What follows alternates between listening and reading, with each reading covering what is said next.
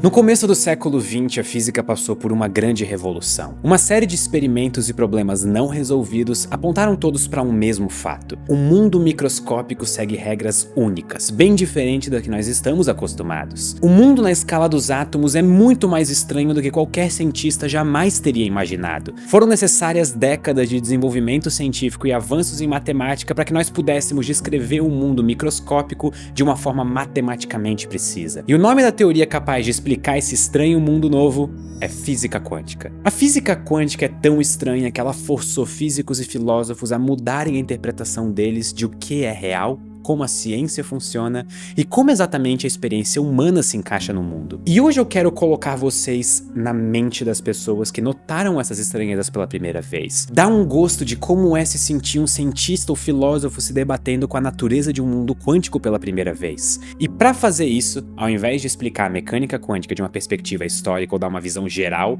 eu vou explicar apenas um princípio importante da teoria que tem consequências muito estranhas. O princípio da superposição. Vamos imaginar que você tem duas moedas, uma em cada mão. Uma das moedas é uma moeda comum e a outra é uma moeda quântica. A moeda comum não tem muito segredo. Ela pode tanto estar em cara quanto coroa.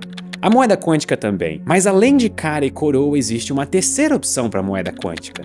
A superposição de cara ou coroa. Em uma superposição, a moeda quântica não está nem exatamente em cara, nem exatamente em coroa, e sim em uma mistura quântica das duas ao mesmo tempo. E sim, esse é o mesmo cenário do gato de Schrödinger, que pode estar vivo e morto ao mesmo tempo, que a gente inclusive transformou em uma camiseta na minha loja, a Luz. E você tem 10% de desconto na sua primeira compra usando o cupom LOS10, que vale também para os moletons que ficaram lindos. Então se você quiser vestir um dos maiores símbolos das estranhezas da mecânica quântica, essa camiseta é o melhor caminho. É só acessar uselos.com.br e não esqueça do cupom. Agora de volta ao vídeo. A moeda quântica poder estar em duas situações diferentes ao mesmo tempo já é estranho, mas a situação piora. Quando você olhar para sua moeda quântica, você só vai ver cara ou só vai ver coroa. Você nunca consegue observar diretamente o estado de superposição. Ou seja, o estado de superposição prevê que a moeda pode ser duas coisas ao mesmo tempo, mas só se você não estiver olhando. Tudo que a teoria quântica consegue prever é com qual probabilidade você vai ver cara ou com qual probabilidade você vai ver coroa. Pode ser que exista 25% de chance de você ver cara e 75% de coroa, ou 50% de cada. De toda forma, parece que a natureza só é quântica quando você não está olhando para ela.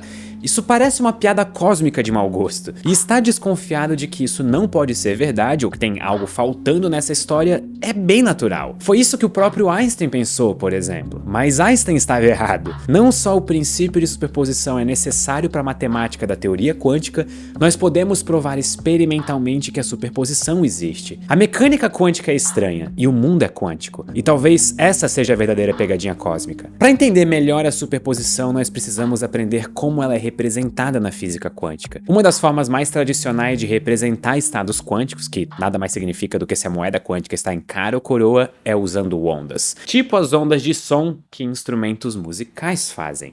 Só que ao invés de as ondas apresentarem notas como sol ou ré, elas representam possíveis estados no mundo quântico. Por exemplo, a moeda quântica estar cara pode ser equivalente a uma nota sol. E ela estar em coroa pode ser uma nota ré. Dá para visualizar isso imaginando uma corda de guitarra que representa a nossa moeda. Se a moeda está em cara, a corda vibra na frequência do sol. Mas se a moeda está em coroa, a corda vibra como um ré. E quando a moeda está em superposição, de cara e coroa, as duas ondas se combinam e a corda vibra dos dois jeitos ao mesmo tempo, em sol mais um ré. E a intensidade relativa das duas notas diz com qual probabilidade você vai ver cara ou coroa na moeda quântica. E essa analogia funciona muito bem. As duas ondas podem sim existir ao mesmo tempo numa corda de guitarra. É justamente combinando ondas diferentes que a gente faz música. E isso não é uma analogia rasa, essa frase está matematicamente correta. A superposição segue as mesmas regras que combinações de ondas seguem. Se as possibilidades são as notas, a superposição é uma música. Isso significa que tudo que ondas fazem, coisas quânticas fazem também.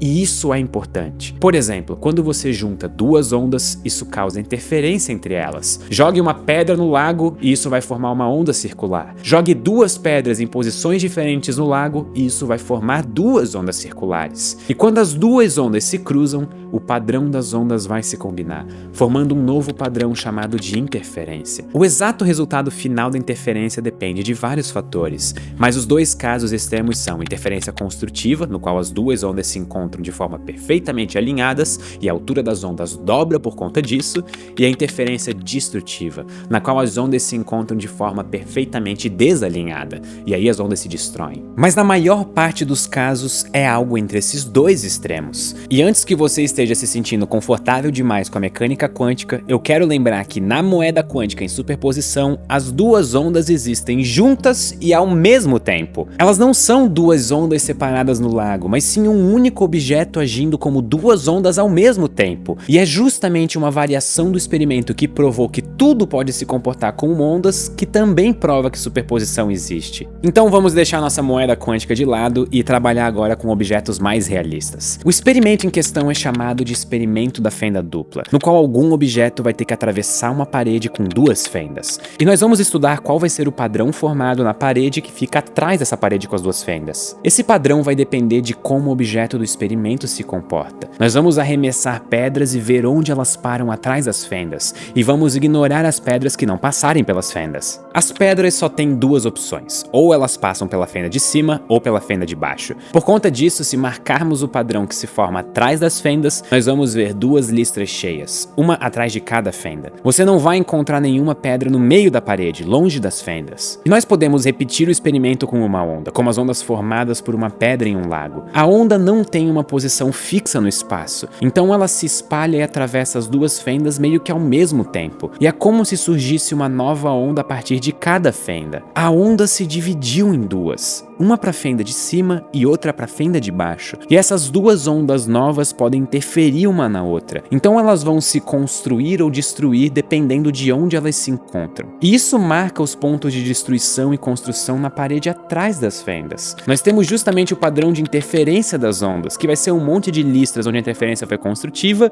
e um monte de espaços em branco onde ela foi destrutiva. Esse experimento deixa bem claro a diferença entre uma onda e uma partícula. Como é possível que a realidade que nós habitamos e experienciamos no nosso dia a dia não seja super estranha se fundamentalmente tudo é quântico ao nosso redor? Agora vamos repetir esse experimento com um único elétron por vez e anotar onde os elétrons param na parede dos fundos. Até onde nós sabemos, elétrons são partículas, quase como se fossem pedras do mundo das partículas. Mas o elétron também é quântico e pode entrar em uma superposição, na qual ele passa pelas duas fendas ao mesmo tempo, ou em uma superposição em ter passado pelas duas fendas, para ser mais preciso. Então, qual é o padrão formado? O elétron se comportou como uma onda que se espalhou pelo espaço, passou pelas duas fendas ao mesmo tempo e causou interferência. Só que existe só um elétron por vez no experimento. Isso significa que o elétron causou interferência em si mesmo. Mas o elétron que passou pela fenda de cima interferiu no elétron que passou pela fenda de baixo, sendo que eles são o mesmo elétron. E só tem um elétron. Então ele teve que fazer duas coisas ao mesmo tempo. E essas duas coisas distintas se afetaram. Um elétron sozinho consegue ter o mesmo comportamento complexo que uma onda em um lago, que afeta um número imenso de moléculas na água. Interferência no mundo macroscópico é um fenômeno que envolve muitas partículas, e um elétron sozinho consegue ter um comportamento equivalente. Esse experimento nos força a aceitar que o elétron consegue, de certa forma, fazer duas coisas ao mesmo tempo, então a superposição tem que existir. Todas as possibilidades da superposição existem a partir da superposição, e a superposição é mais do que simplesmente a soma dessas possibilidades, porque as possibilidades podem afetar umas às outras. Ou seja, no mundo quântico, 2 mais 2 pode ser 0, 4 ou até 8, dependendo dos efeitos das interferências. O princípio da superposição é uma realidade do mundo. E isso leva a uma pergunta. Por que nós não vemos isso acontecendo em escala humana? Por que a minha cadeira não parece estar em dois lugares ao mesmo tempo? Por que tudo isso some quando olhamos de perto? Como é possível que a realidade que nós habitamos e experienciamos no nosso dia a dia não seja super estranha se fundamentalmente tudo é quântico ao nosso redor? A resposta é que os efeitos quânticos são meio que tímidos. Eles nunca se apresentam quando você tenta olhar eles diretamente. Inclusive, se você repetir o experimento das fendas duplas com os elétrons e colocar um detector para ver por qual fenda o elétron vai passar, você não vai mais ver um padrão de ondas. Se você adicionar um detector nas fendas, o elétron não vai interferir com ele mesmo. ele vai se comportar como uma pedra. E isso é ainda mais estranho. Não só o mundo quântico é estranho, como ele também só é estranho quando ninguém está tentando ver a estranheza. Reconciliar essa estranheza com a realidade que vivenciamos é um problema muito sério da filosofia e da física que não tem uma solução final e talvez nunca tenha. O que eu quero hoje é deixar vocês com essa coceira, essa vontade de querer entender uma realidade que, quando examinada de perto, mas não de muito perto, é perturbadoramente mais estranha do que parece. Vocês não ficam com vontade de querer saber mais, de conseguir tirar as cortinas e ver do que a realidade é feita? Digitem aqui nos comentários do vídeo qual vídeo vocês queriam que fosse o próximo da série explicada aqui no canal. Muito obrigado e até a próxima. Gravity is holding against me. Oh, gravity always wants to bring me down. Twice as much, twice as good, and can't sustain what a one-half cup is wanting more. Then it's gonna break me to my knees.